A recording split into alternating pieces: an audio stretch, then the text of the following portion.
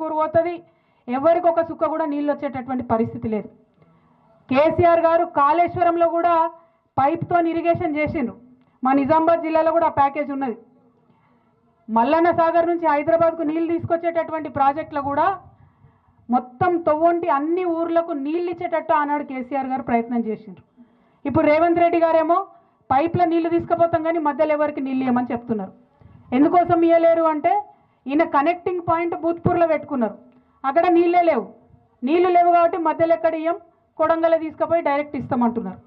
కొడంగల్ బిడ్డలకు కూడా నీళ్ళు రావాలి, కానీ మధ్యలో ఉన్న వాళ్ళందరినీ ఎండబెట్టి మధ్యలో ఉన్న గ్రామాలన్నీ ముంచేసి కేవలం ముఖ్యమంత్రి గారి నియోజకవర్గానికి ఇస్తామంటే అది మాత్రం సరైనటువంటి విషయం కాదు.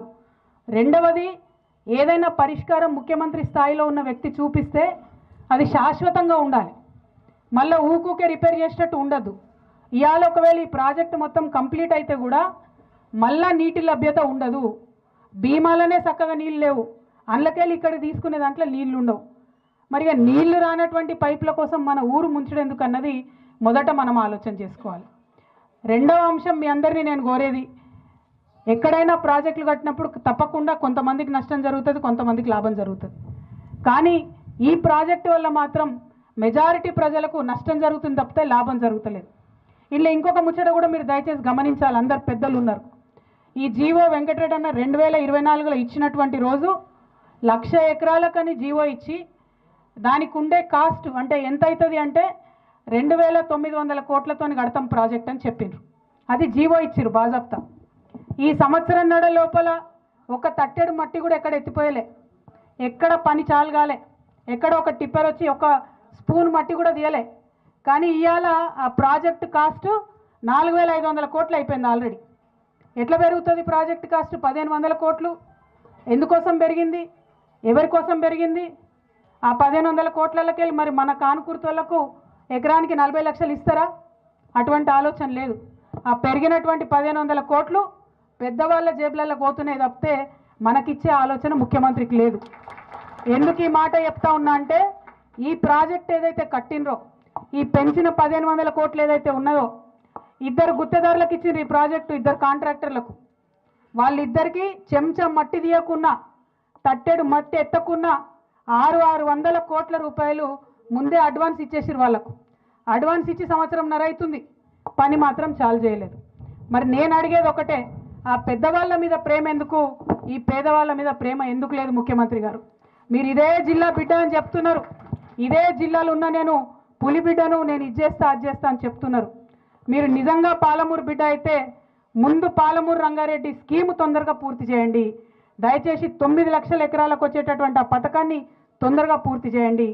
రెండవది, ఈ కొడంగల్ లిఫ్ట్ ఇరిగేషన్ స్కీము, ఈ డిజైన్లో 80,000 ఎకరాలకు తక్కువ నీళ్ళు వస్తున్నాయి ఇదివరకు ఉన్నదానికన్నా. కాబట్టి తక్షణమే మక్తల్లో, నారాయణపేటలో, ఊట్కూరులో, దామరగిద్దలో మరి అందరికీ కూడా నీళ్ళు వచ్చేటట్టుగా ఈ ప్రాజెక్టు స్కోప్ను పెంచాలని కూడా నేను డిమాండ్ చేస్తూ ఉన్నాను. మరి దీంతో పాటు ఎవరైతే ఇవాళ భూములు కోల్పోతున్నటువంటి ప్రజలు ఉన్నారో వారందరికీ మళ్ళీ ఒకసారి ప్రభుత్వం పిలిపించి ఖచ్చితంగా చర్చలు చేయాలి.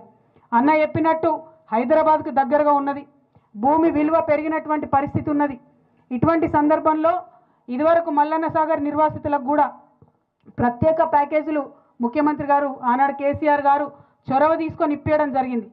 అదేవిధంగా ఇప్పుడు కూడా ఎకరానికి అన్నవాళ్ళు డిమాండ్ చేసినట్టు 35 నుండి 40 లక్షల రూపాయలు ఇస్తే అందరికి కూడా గిట్టుబాటు అయ్యేటటువంటి ఆస్కారం ఉంటుంది. దాంతోపాటు రేపు మన ఊర్లో ఉన్న 800 ఎకరాలు రెవెన్యూ పోయినట్టయితే, అక్కడ అంత పెద్ద రిజర్వాయర్ వచ్చినట్టయితే ఊర్లో ఉన్న ఇండ్లకు కూడా తేమ వచ్చే పరిస్థితి ఉంటుంది.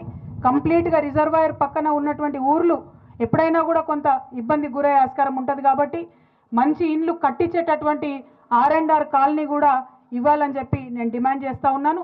దాంతోపాటు ఇదివరకు పెద్ద ప్రాజెక్టులలో భూములు పోయినప్పుడు ఉద్యోగాలు కూడా ఇవ్వడం జరిగింది. ఈ పిల్లలకు ఇక్కడ ఉండేటటువంటి ఇంటికి ఒక ఉద్యోగం, ఏ రైతు అయితే భూమి కోల్పోతాడో మరి భూమి లేనటువంటి రైతులు ఎవరైతే వాళ్ళ ఇండ్లు కోల్పోతున్నారో వాళ్ళకు కూడా ఖచ్చితంగా ఉద్యోగం ఇవ్వాలని చెప్పి, ఇంటికి ఒక ఉద్యోగం ఇవ్వాలని చెప్పి నేను డిమాండ్ చేస్తూ ఉన్నాను. ఇక్కడ ఉన్నటువంటిది ముఖ్యమంత్రి గారు మీ జిల్లా నుంచి ఇందాక అన్నవాళ్ళు చెప్పినట్టు ముఖ్యమంత్రి అంటే ఆయన మాటనే శాసనం ఉంటుంది. ఆయన మాట్లాడిందంటే అదే గవర్నమెంట్ ఆర్డర్ అవుతుంది. కానీ దారుణం ఏంటంటే ఈ ముఖ్యమంత్రి గారు ఇప్పుడు ఒక మాట చెప్తాడు, గంటకు ఒక మాట చెప్తాడు. మనం చూసినాం ప్రతి ఒక్క విషయంలో. ఏమని చెప్పిండ్రు? బోనస్ ఇస్తా అని చెప్పిండ్రు. 3 నెలలు అయిపోయినాయి కొనుగోలు కేంద్రాలు తీసేసి, ఇంతవరకు ఎవరికి కూడా బోనస్ రాలే. సన్నవడ్ల విషయం 2500 ఆడపిల్లలకి ఇస్తామని చెప్పిండ్రు. ఒక్క ఇంట్లో ఒక్క ఆడబిడ్డకు కూడా 2500 రాలే. ఒట్లేసిండ్రు ఉన్న అన్ని దేవుళ్ళ మీద రుణమాఫీ చేస్తామని. 60% దాకా రుణమాఫీ అయిన తప్పితే ఎక్కువ ఎక్కడ రుణమాఫీ కాలే.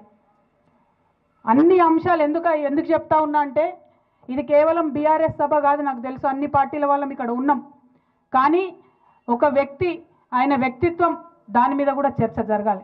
నారాయణపేటకు వచ్చి ఇక్కడ 20 లక్షలు ఇస్తా అని చెప్పిపోతే ముఖ్యమంత్రి గారు ఆఫీసర్కి ఎంత దమ్ము ఉండాలి 14 లక్షలకు ఇచ్చేది? నిన్న మొన్న నోటీసులు వచ్చినాయి కదా మనందరికీ 14 లక్షలు తీసుకుంటామని. మరి ముఖ్యమంత్రి ఒక మాట, ఆఫీసర్ ఒక మాట చెప్తాడా? అంటే ముఖ్యమంత్రికి విలువ ఉన్నట్టా లేదా? ఒక్క మాట ఆలోచన చేయాలి. ముఖ్యమంత్రి గారు బాధ్యతాయుతమైన పదవిలో ఉన్నవారు, వారు ఇచ్చినటువంటి మాట సంపూర్ణంగా